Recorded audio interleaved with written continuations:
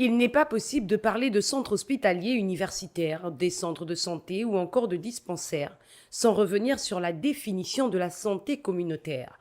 La santé communautaire, c'est une stratégie en santé publique qui consiste à associer la communauté depuis l'identification de leurs problèmes.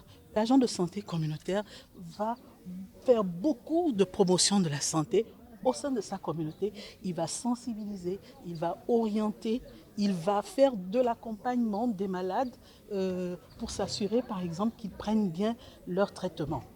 Ainsi, la santé communautaire est représentée par une pyramide sanitaire, dans laquelle se retrouve le centre hospitalier universitaire, le dispensaire ou encore les centres de santé.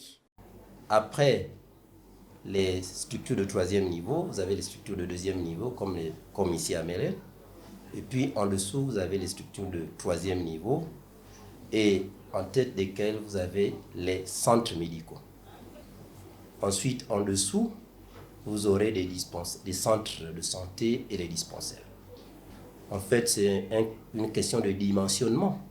Il est alors nécessaire de déterminer à quel moment aller vers la structure sanitaire adéquate ou à quel moment aller vers la personne qualifiée. En principe, si je me sens malade et s'il y a un dispensaire à côté, je dois d'abord me rendre au dispensaire.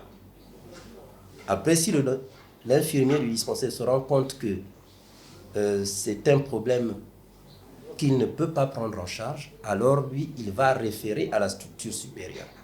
Une chose à retenir, plus besoin de se rendre dans un centre de santé quand il faut aller dans un dispensaire ou un centre hospitalier universitaire.